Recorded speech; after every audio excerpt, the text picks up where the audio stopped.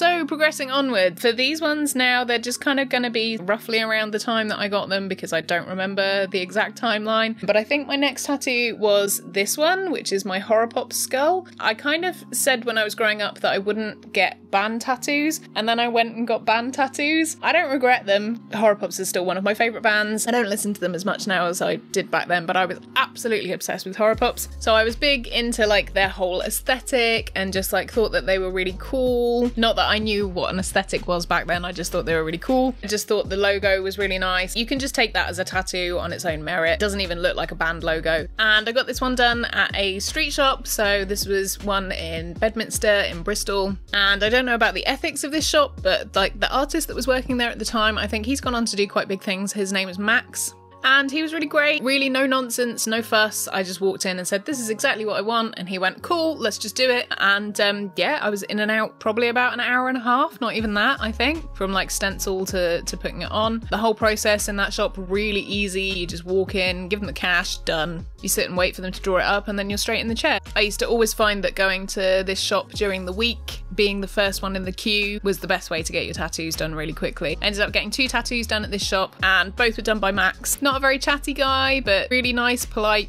friendly, and yeah, no problems. So my next batch of tattoos, they were all done by one artist whose name is Marcus Atwood, who used to work primarily at Pierced Up, which is a tattoo and piercing shop in Bristol. And I think he now works at Skin Deep in Bristol. But I remember Marcus was pretty new on the scene back then. I think he'd only been tattooing for a short amount of time. He'd only just sort of finished his apprenticeship. And his style was like big, bold, traditional tattoos. And that's exactly what I really loved at the time. So I was like, okay, great, let's do this. And I can't remember how I ended up finding out about Marcus. I think it might have been through going into Pierced Up and speaking to Sean the piercer, and like Sean would be down the pub. Like that's the thing with Bristol, is that it's a very close-knit community, particularly if you're into that sort of thing. And just talking about what I wanted, and then finding out that Marcus was a very good tattooer, even though he was very new. And so I booked in for a few different pieces with him over like the next year, 2 years, and I got pretty much the whole of this sleeve is Marcus, to be honest. So I think the first piece that he did for me was actually my big peacock that's on the front of my arm. So I wanted like a proper traditional peacock. And even though I'd had like this tattoo done on the top of my arm, like the peacock was my first like big proper tattoo that I knew was going to take a decent amount of time. So I think this took around about 3.5 hours to do in the end. I don't know if it was the first peacock that Marcus ever tattooed, but I remember him being super excited to do it, so maybe it was.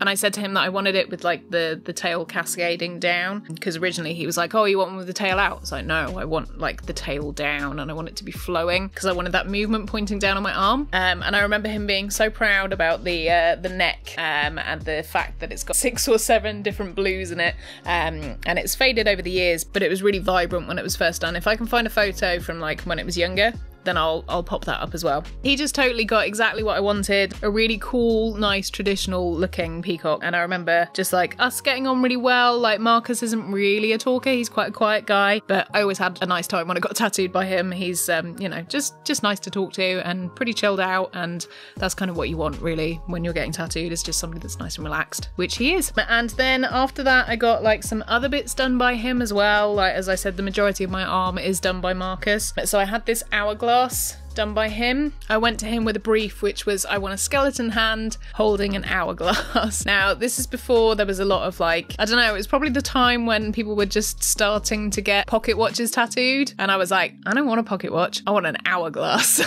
The meaning behind these, like the peacock, there wasn't really a meaning behind it. I just wanted to get like a cool looking peacock. This one, there was a meaning behind it at the time.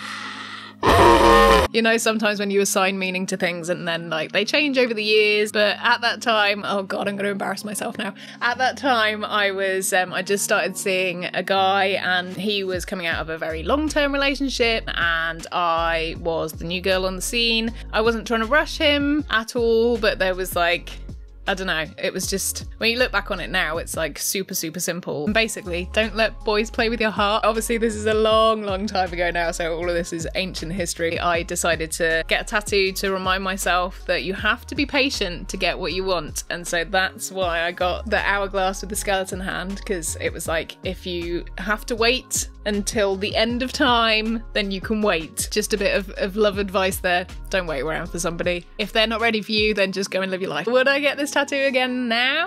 Yeah, I love this tattoo. It's really well done. Just the leaves and everything. It's got like these little laurels coming up from the side of it, and I absolutely adore those. Like, they're just so cool, and Marcus put like different colours in them too. And I think he just had a really good time with this tattoo. This rose did used to have quite a lot of yellow in the leaves, but yellow doesn't stay. If you're ever going to get a yellow tattoo and think that it's going to last forever, it won't. That's a surprise for you. And just like some of this is all faded, but you know, I just love the look of this one. It is definitely one of my favourites. It's not particularly easy to read from across a room. Like, I have to tell people sometimes what it is because they're a bit like, eh? And I think some of that in part is to the fact that I've had the stars and dots put around it, but also because there's not a lot of definition in the red in the hand. I also had a bit of a reaction to this red, and I've never had a reaction to red ever again, so I don't know if it was something to do with the ink that they used or the fact that this one is a little raised, so he might have gone a little bit too deep when he did this tattoo. But there was like elements of this that just didn't heal, and I've actually got a bit of a scar there on one of the bits. The ink underneath it went hard and I had to pick it out, and apparently that's something to do with cheap inks. So that's just something to bear in mind. If you're ever getting a tattoo that's predominantly red ink, you might just want to get a test first, just like a little patch test somewhere, like on your inner thigh or like under your butt cheek, just to test that like red ink is something that's not going to react to your skin. As I said, I've never had that problem ever again, so I don't know if it was just the ink that they used and that it might not have been great quality. But yeah, I love that tattoo. Okay, so moving on. I think this one might have been the next one that I went and got. This was done by John at Pierced Up, who also did another tattoo of mine, which is now covered up as part of this sleeve that I've got. But I'll talk about that when we get there, because it seems a bit silly to tell you about it and you can't see it. So it's best to talk about it in the context of this tattoo. But I wanted like a little coffin rose, and I love this coffin rose, and I'm very sad that when I will be finishing this arm, this bit's gonna be covered up because I love this tattoo. I just think it's really cool and just like nicely done, nice solid tattoo. John's the guy who I think owns Pierced Up, or at least he's like the head artist there. I'm pretty sure he owns the shop. But yeah, John's very matter of fact, straightforward, takes no shit,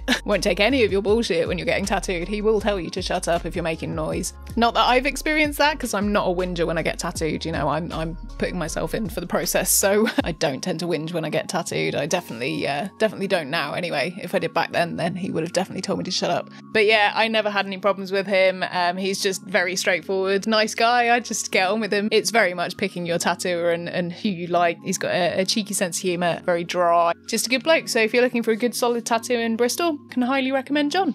So back onto some other pieces that Marcus did. I had this piece done by him. This is a piece of flash that I found in a, it's up the wrong way, but I'll turn it around in the right way in a moment. But this is a piece of flash that I found in a tattoo magazine that when they used to have like flash pages at the back of them. I don't know if they do anymore. Like, I've not bought a tattoo magazine for a long time. But I just thought he was really cute, and I still absolutely adore him. And he's just really sweet looking. Like, he could definitely do with a bit of a touch up. His mouth's like faded into kind of a bit of a blob now, so all of these could probably do with a touch up in the next couple of years. I couldn't come up with anything to put on his banner, so he's got an empty banner. Yeah, Marcus said to me, do you want to put anything in the banner? And I was like, I don't know what to put. And he said, well, let's just leave it blank then and we'll do it again at a later date. And we never have. Again, he's got some yellow in him, which is kind of fading a bit, but yeah, but he's just a really cute little cheeky chappy.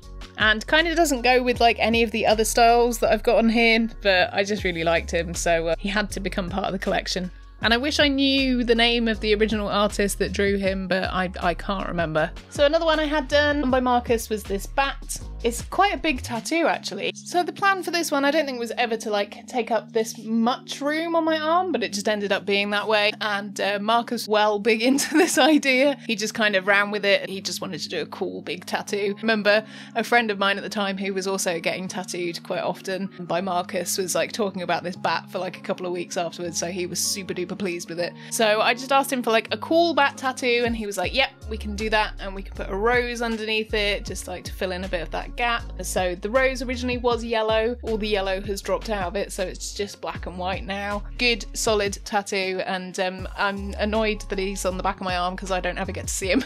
Another one that Marcus did as well is my Gypsy Tears tattoo. My great-great-grandmother was Romany Gypsy, and so we've always had like Romany Gypsy roots in our family, and I know nowadays that Gypsy is not a great term to use, but it does pertain to my roots. But I wanted something that was a nod to my Romany heritage. I'm not justifying the use of that term, but just explaining why I got it for my reasons. But after all, this is a tattoo that's on my body, and I got it for reasons that I still think are valid, and they're to do with my own heritage. So yeah, there you go. That's all I'm going to say on that. So my next tattoos, I think I got after those. That's all of the ones done by Marcus. Apart from all the joining bits, Marcus started off doing some of the joining on my arm, like round here, doing the dots and the stars. And then another artist picked that up later on, so you can actually see that there is a little difference between the stars. Another artist did, so these ones are kind of like fatter looking stars, these ones are kind of thinner. But I knew that I always wanted them like closely collected together. Originally, I wanted to kind of join this all together with sort of carnival style, kind of like swirls, a bit like art designs that you might see on a Wurlitzer. But when I spoke to Marcus about that and kind of putting those in, he was like, nah, mate, it's just going to jumble it all up. So we just need to make it clear and to just put the stars and the dots between it, which is fine by me because that's traditional and that works as well. So that's what we went with. And then around about that time as well, I was looking through a tattoo magazine and I found out about a new shop that had opened in Frome, about an hour and a half drive away from Bristol. And at the time they were called Black Ink. They're not now, they're called Black Moon Tattoos. And I remember seeing the work that this artist had done and thinking, oh, that looks really cool. I think I will book in with her. And so I booked in a piece with her. I used to have a thing where I always got tattooed on my birthday. And so I booked in a birthday tattoo with her. Oh, I lied about some of the other pieces that are on this sleeve. I forgot to tell you about the one that I don't like. So I have two other little tattoos that were done by Marcus on my sleeve, and one of them is a tooth. So I wanted just like a cool little gnarly looking pulled tooth. And he also did little gap filler of a T. I think that was it. All the other gap fillers were done by another person. I don't think he did anything else. Yeah, so the tooth was just because I liked it. I just got that one done. And the T was for an ex of mine who shall remain nameless. But this is the tattoo that I don't like anymore. And I would like to get it covered up or changed into something else. But I have a best friend whose first name is Tim. So I think maybe like I've just said to him that that's now his T and not for my ex. So maybe I will just leave it as the T. I don't know. It might just stay there. It's all memories. But what I would say is, unless you're married, and probably even then, don't get a tattoo for somebody that you're going out with. It's not a good idea. Oh, and another one that Marcus did as well is this little owl that's in here. This is a tattoo that I got for my best friend Alice because she loves owls. So I just wanted to get a cute little owl. Again, he used to have yellow in his wings. All that yellow has dropped out. And he definitely needs a recolor because he's just sort of turning black and white now. He's still got little blue eyes, but yeah, the rest of his colour has dropped out. But yeah, I got him as a little tribute to Alice. Okay, so moving on. This video is really long now. I think we're coming up to like 2 hours already. So this is going to be fun for me to edit. I hope you're enjoying it still. So my next tattoo is the one that is on my shoulder. So I was saying about Jo Black. She did this tattoo for me. I'd never met Jo before. We had a chat via email and then I think over the phone as well. And I ended up booking in with her. And I'd seen a piece that she'd drawn online, which was a hand holding a teacup. And I thought it was really cool and like really unique. I'd not seen anybody do anything like that. Like now her style has been copied quite a few times. And that style in general just became quite popular quite quickly. But at the time, yeah, I'd not seen anything like it. So I was like, right, okay, I need to get booked in with you. You're really good. Jo will tell you herself, she's a self-taught tattooer. But I ended up becoming quite good friends with Jo. And I used to sell jewellery in her shop when I made jewellery. We went and did a couple of conventions together where I sold stuff at conventions with her. And yeah, she's just generally like all-round lovely girl. So if you're looking for a decent tattooer and you're kind of in the Bristol area, I would say that Jo is well worth the trip outside of Bristol to get some artwork from. She has grown over the years. She's not even in the same shop that she first started in. She's now in like a much bigger area, and she's got like different artists. When she first started off, it was just her, and then she picked up a couple of apprentices along the way. She used to have a piercer as well, but not anymore. I think she's had a couple of piercers over the years actually. But yeah, it's just been really cool to kind of see from the sidelines her growing and just like becoming this amazing tattooer. Yeah, I can highly recommend her. I'll put in a picture of my shoulder because I don't think I'll be able to show you on camera properly. It's not even on that side. I forget what side my tattoos are on. If you are heavily tattooed, then you can probably relate. Now again, this one has faded a little. It's on my shoulder. I am not afraid to get my tattoos in the sun because your body's your body and they are gonna fade. Like, I obviously put on sun protection, look at me. Despite having like relatively olivey undertones in my skin, I do tan very quickly. I very rarely burn, but I do make sure that I cover myself in sun protection, but that's only gonna go so far. Over time, tattoos are gonna blur, get a bit spready. I just thought it was a really cool tattoo. That was my first one that I got on my upper back, and I remember it being quite painful. Tattoos on your back aren't fun. They are a little sore, so if you're thinking about getting your back tattooed as like one of your first tattoos, I would probably advise not a good idea on that one. So after having that tattoo done, I got quite a few different pieces from Jo. Jo helped me to basically fill some gaps on my arm. She did lots of like the little tiny little gap fillers, some ants in here. She did this cool little gun. She did this cool little lock, little bits and bobs, like this cool little umbrella. I'm sure there's probably other bits around here that I don't remember, like this little skull here. She did that one. She just basically helped me to get this sleeve done. She also did my little true love heart, which is on the bottom here, which is the right way around. Don't ever get tattoos that are that way up because they will forever be upside down to everybody else. They should always be upside down to you when you lift them up, but yeah, they shouldn't be upside down to everybody else unless that's, you know, I don't know, it's up to you. But for me, they have to be that way around because otherwise they don't make sense. Interestingly, like this tattoo here, I didn't book in for this one. I was changing the jewellery in the shop one day. Jo said to me, I've just bought a new machine and I'd really like to try it out. Do you want to get a tattoo? So I was like, yeah, quite happily. There's no meaning behind this at all. It was basically practice canvas and I was perfectly happy to be a practice canvas. So yeah, so that was good. Jo also did this cute little sword on here, which I don't know if you can see it properly. Turn my hand around backwards.